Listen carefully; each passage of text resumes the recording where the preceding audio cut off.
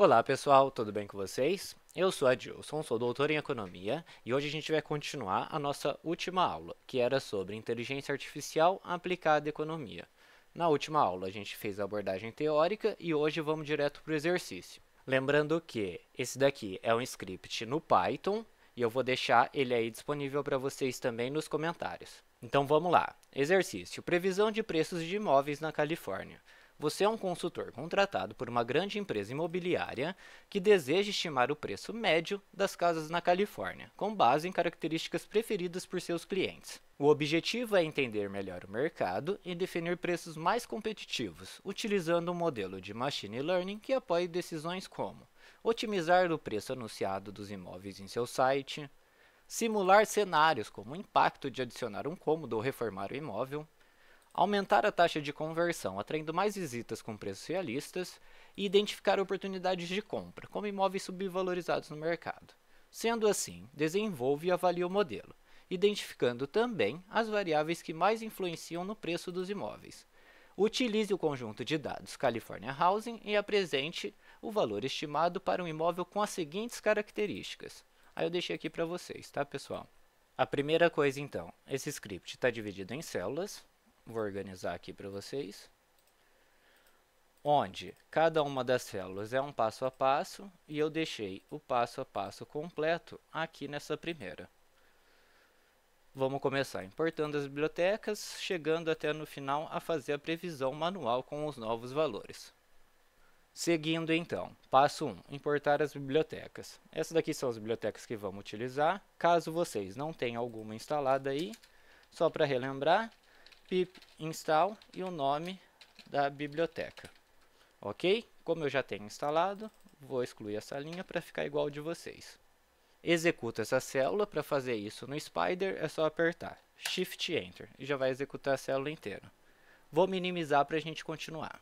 Passo 2. Carregar o dataset. O comando para carregar automaticamente é fetch California Housing, junto do argumento sFrame igual a true. Chamei como uma variável data e na sequência eu vou imprimir. Deixei aqui para vocês também a descrição desse dataset e a separação entre as features, as nossas características ou as variáveis explicativas, e a nossa target, a alvo, beleza? Ou a nossa variável dependente, o nosso y. Deixei também o DF full, que é o DF completo, o data frame completo. Aqui abaixo as características então de cada uma das variáveis, sendo Mediinc a renda mediana no grupo de quarteirões, House Age a idade mediana das casas no grupo de quarteirões e assim por diante.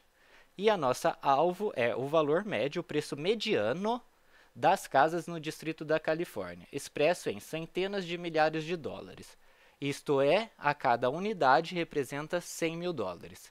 Esses dados são com base no censo de 1990 dos Estados Unidos.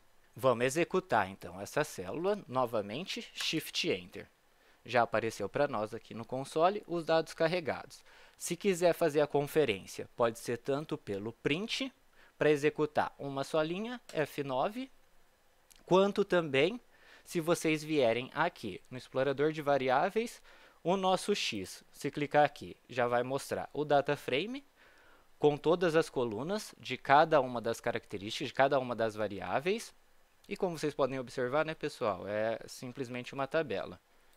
Do nosso Y, que é a alvo, vai vir só como um vetor coluna, que no caso a variável é o MedHouseVal, o valor mediano das casas, e aqui dá para observar que os valores eles estão separados em casas decimais, né?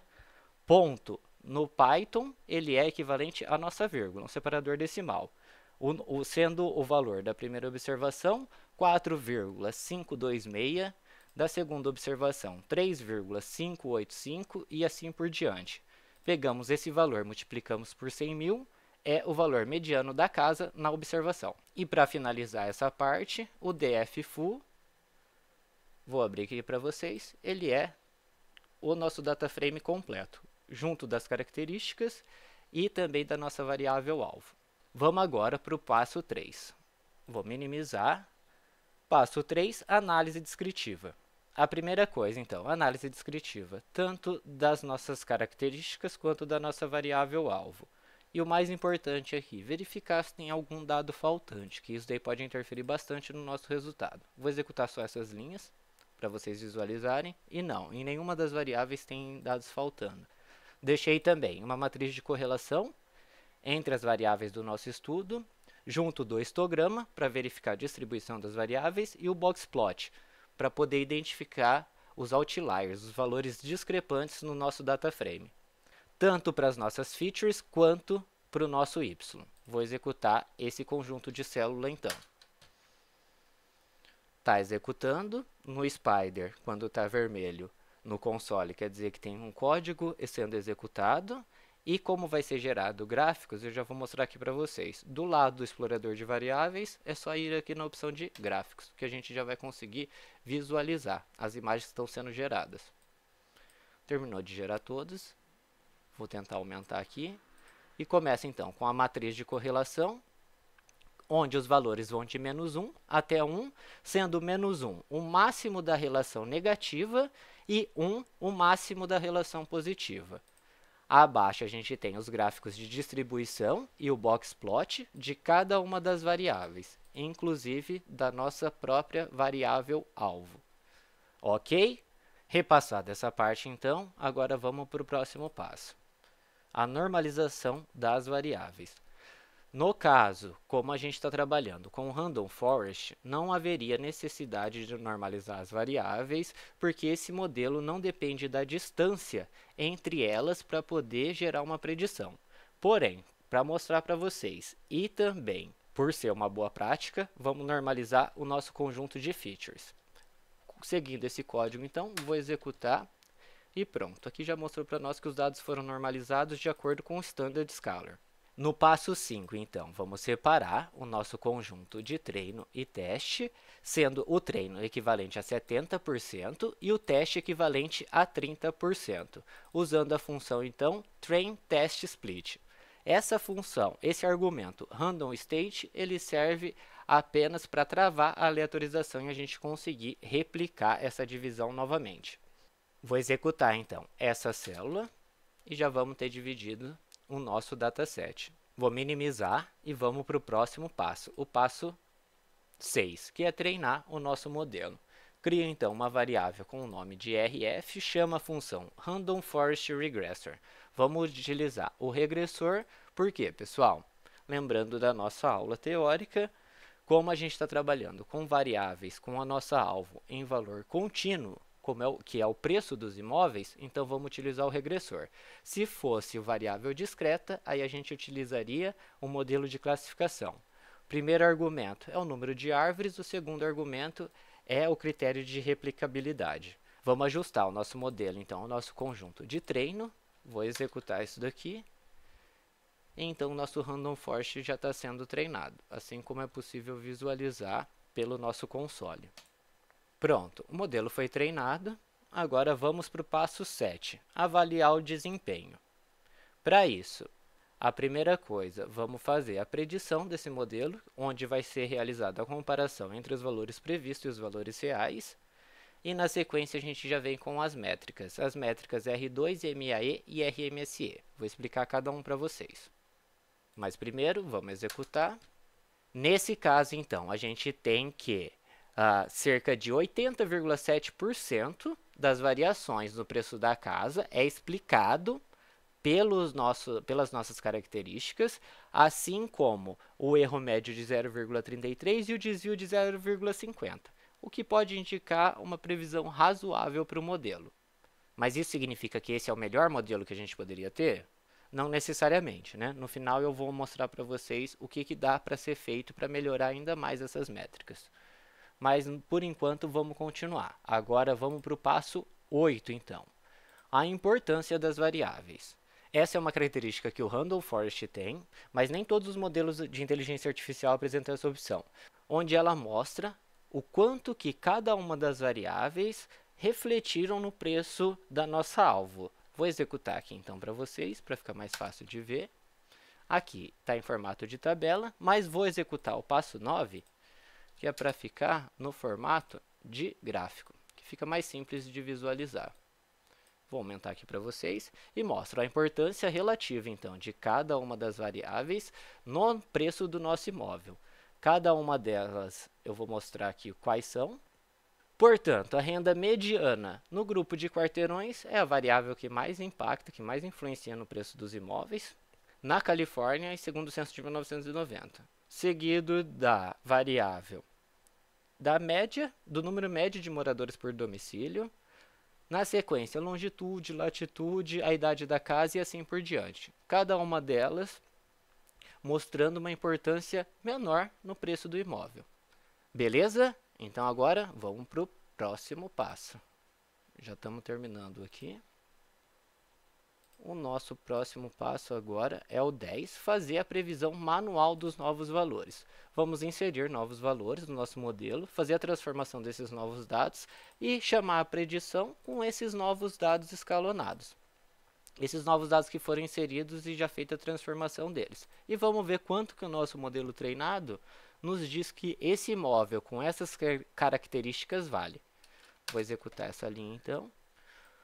E aqui já dá para a gente observar, o valor estimado pelo modelo foi de 4,238, ou seja, 423.800 dólares, para um imóvel com essas características. Aí, Adilson, mas por que você colocou esses valores? Aqui, pessoal, eu vou mostrar para vocês. Vamos voltar aqui no explorador de variáveis em df-fu. Que esse df-fu, vocês lembram o que é? É o nosso data frame completo, com todas as características e a nossa variável alvo. Ele todo organizado. Vamos lá, primeiro valor.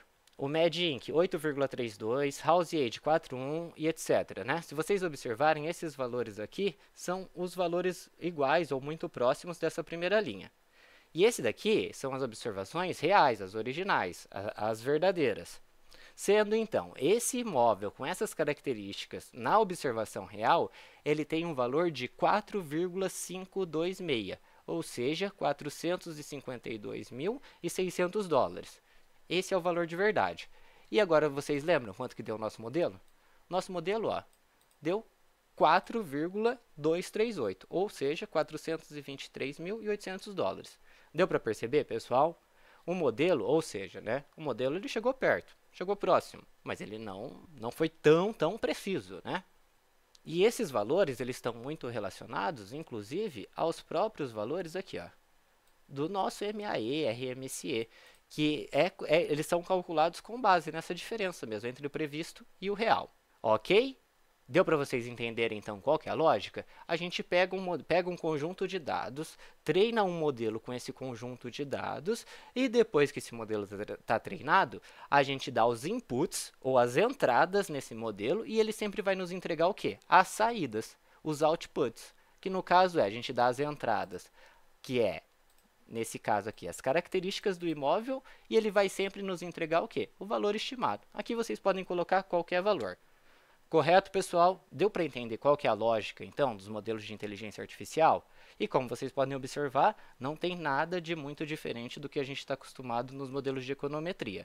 Esses daqui são modelos supervisionados tradicionais, por isso que eles se assemelham bastante, ok? Mas modelos mais avançados ou com uma lógica diferente, talvez já fique mais difícil de traçar essa relação entre essas duas áreas de econometria e inteligência artificial. Mas isso daí a gente aborda mais para frente. Correto? Para finalizar, então, deixei aqui o conteúdo extra. Pessoal, isso daqui significa que o modelo está bem ajustado? Vocês já conseguiriam fazer um trabalho, entregar lá para a empresa que vocês estão fazendo consultoria, como no exercício aqui, a grande empresa imobiliária? Provavelmente não, né, gente? Teria que ser feito muito mais coisa, então, para tornar o estudo mais robusto. E quais são essas outras coisas que poderiam ser feitas? A gente poderia testar outras transformações de variáveis para tentar melhorar os parâmetros do modelo. Podia otimizar esses hiperparâmetros, fazer um grid search ou qualquer coisa do tipo, para a gente achar a melhor configuração. Fazer uma melhor análise dos resíduos e diagnóstico. Comparar com outros modelos. Beleza? Que isso daqui também é bem importante. E documentar e registrar as métricas, né? Guardar os parâmetros, treino e resultado.